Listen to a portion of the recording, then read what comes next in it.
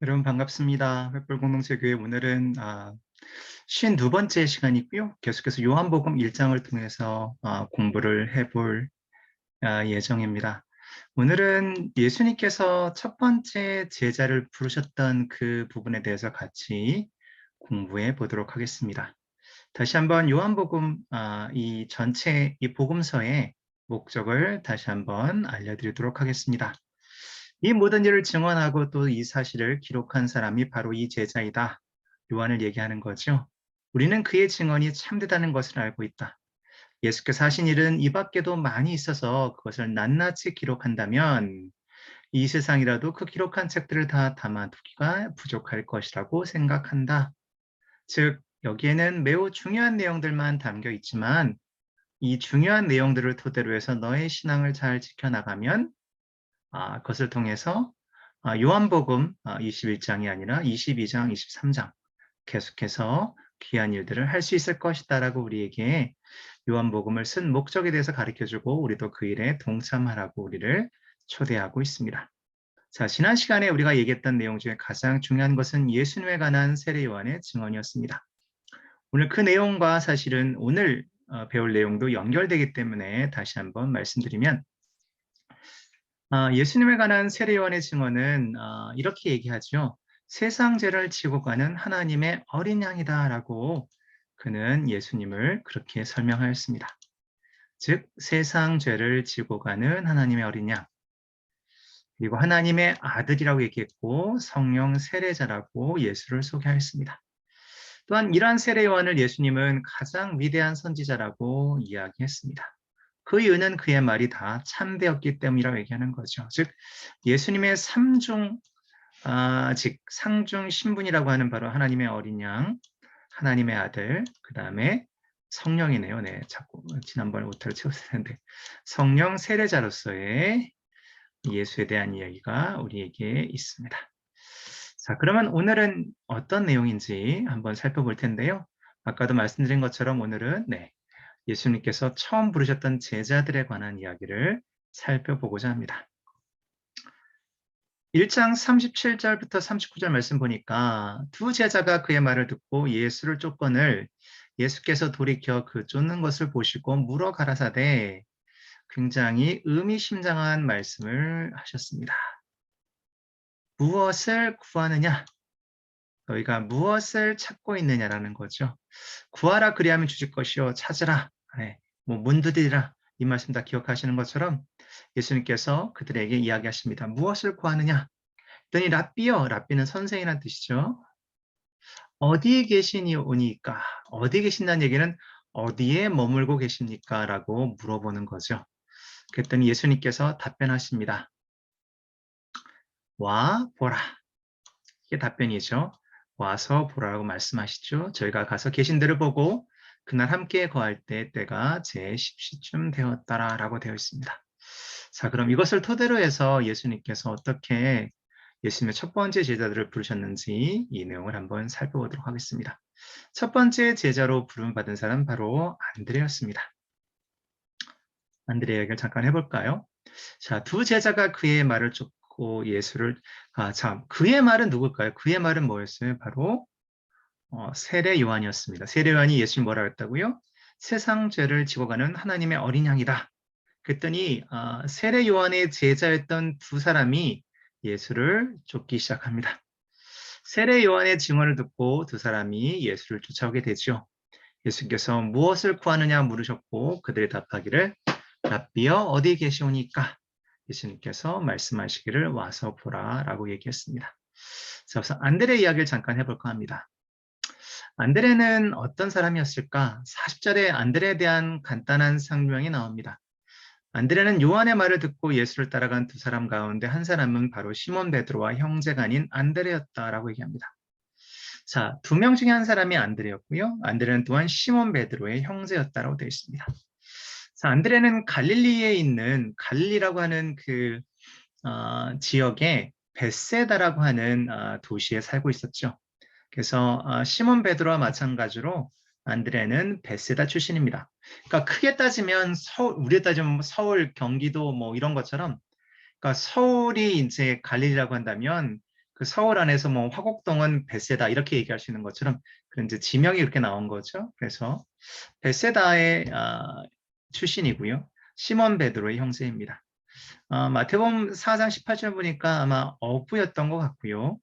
예루살렘의 멸망에 관해서 예루살렘 무너지는 것에 관해서 질문했던 제자들 중에 한 명이 또한 안드레였습니다. 우리가 마태복음 다른 복음서 보니까 거기에 사도로 불려서 12제자 중에 한 명이라고 우리가 알게 된 거죠. 안드레는 그 외에도 두 번 더 요한복음에 등장하게 됩니다. 6장 4절부터 9절 말씀에 등장하게 됐고요. 또는 12장 20절부터 22절 말씀까지 등장하게 됩니다. 근데 안드레는 특징이 있었습니다. 그 특징은 뭐냐면 항상 누군가를 예수님께 데려갔습니다. 여기에 오늘 성경 공부의 하이라이트 또 중심되는 내용이 담겨져 있는데요. 안드레는 두 번 더 요한복음에 등장하는데 두 번 등장할 때마다 항상 누군가를 예수님께 데려오는 그러한 일을 하였습니다. 데려온 사람 중에 한 명이 바로 오늘 요한복음을 쓰고 있는 요한복음을 썼던 바로 사도 요한으로 추정되어집니다. 자, 그럼 안드레는 아까도 우리가 봤던 것처럼 안드레 형제가 바로 베드로죠. 베드로라는 사람이 등장하게 됩니다.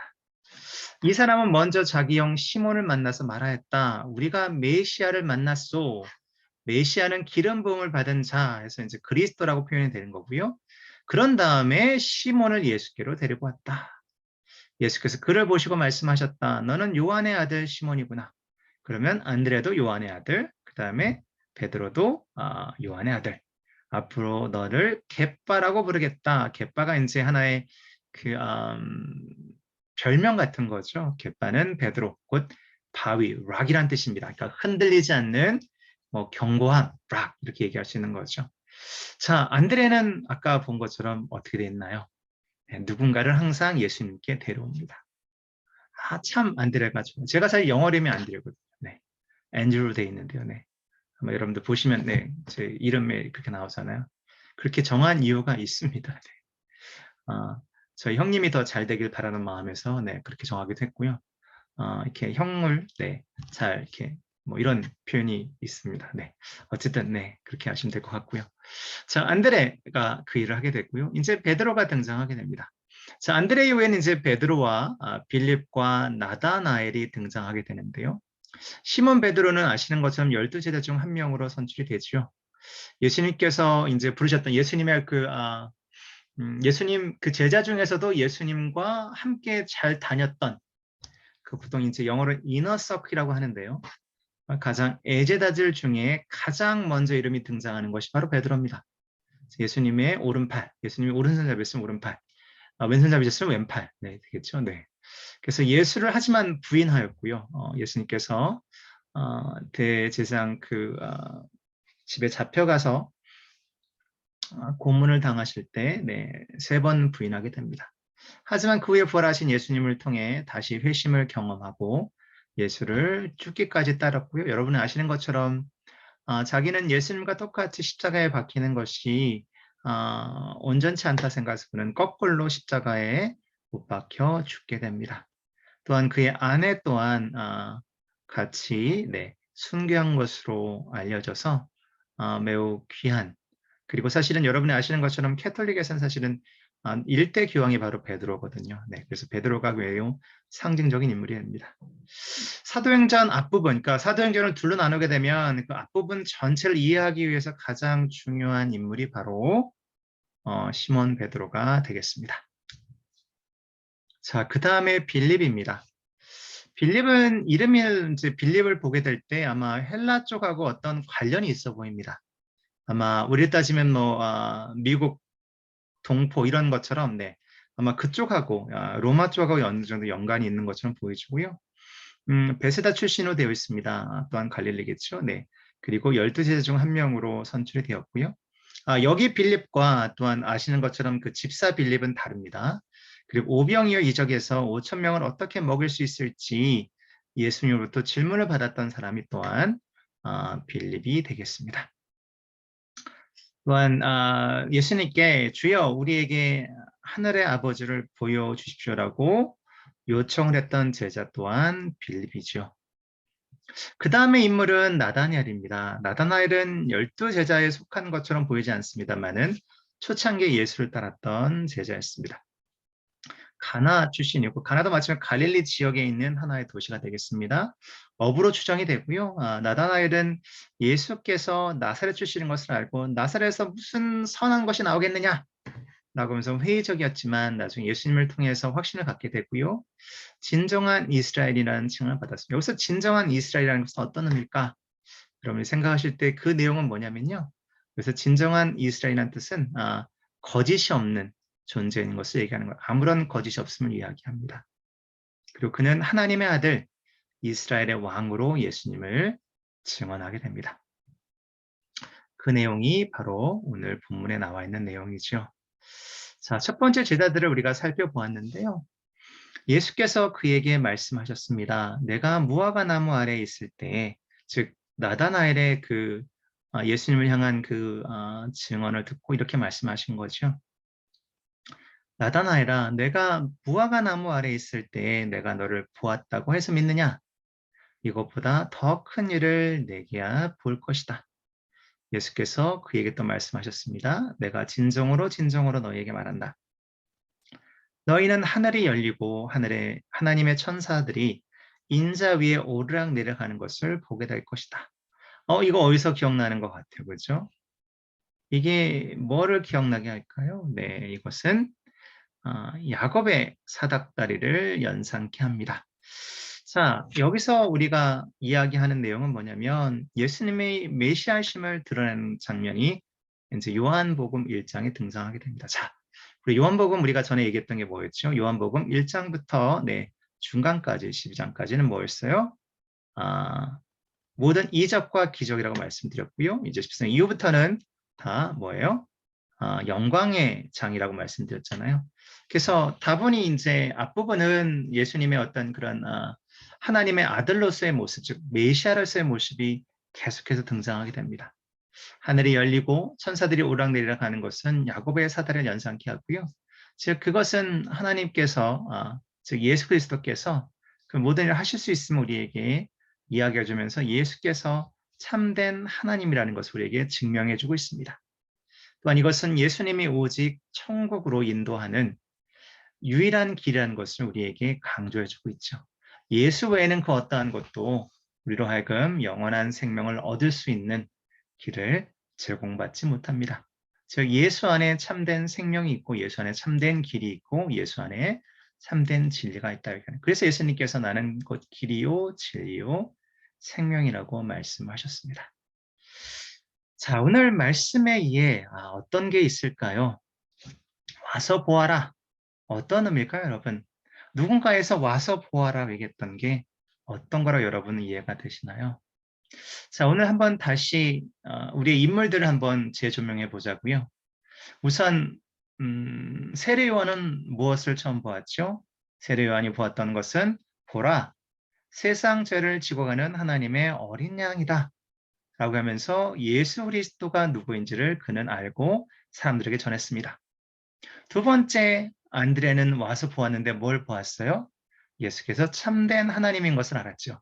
그래서 안드레는 누구한테 가서 베드로에 가서 와서 보라. 이분이 참된 하나님이시다 얘기합니다. 또한 그 다음에 등장하는 인물 빌립은 어떻게 했나요? 빌립은 나다나엘에게 얘기하죠.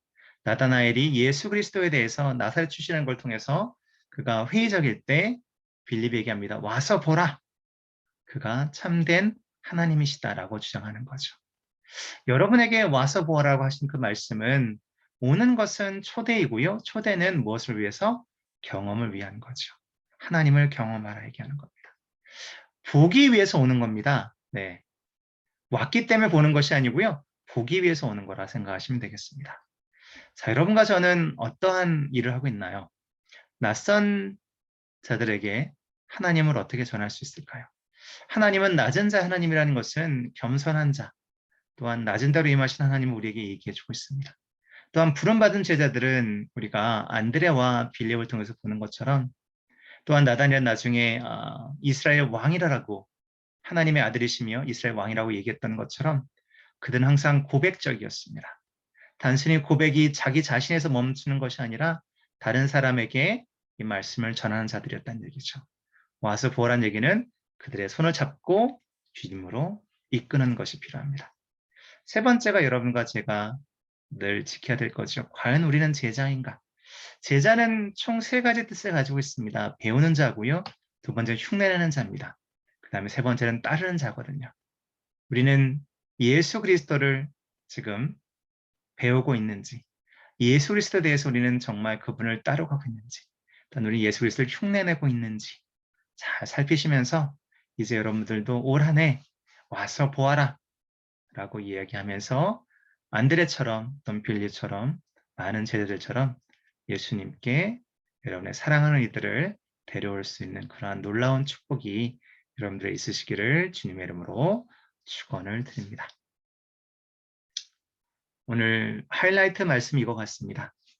내가 진정으로 너희에게 말한다. 너희는 하늘이 열리고 하나님의 천사들이 인자 위에 오르락내리락하는 것을 보게 될 것이다. 그날이 속히 올 것입니다. 자, 다음 주는 매우 흥미로운 공부가 되겠습니다. 예수님의 첫 번째 이적, 가나 혼인잔치입니다. 자, 가나 혼인잔치 이거는 다음 주에는 퀴즈가 나갑니다. 자, 퀴즈를 여러분들께서 푸시고요. 퀴즈를 답을 올리시면 정말 요번에 제가 선물을 드릴 예정입니다. 가나 혼인잔치 2장 꼭 읽고 오시고요. 왜 혼인잔치, 그래서 물이 포도주가 된 사건이 예수님께서 왜 하필이면 첫 번째 이적으로 이것을 행하셨는지 그 놀라운 비밀을 다음 주에 살펴보도록 하겠습니다. 여러분 고생하셨고요. 다음 주에 또 만나도록 하겠습니다. 여러분 감사합니다. 한 주간 승리하시기 바랍니다.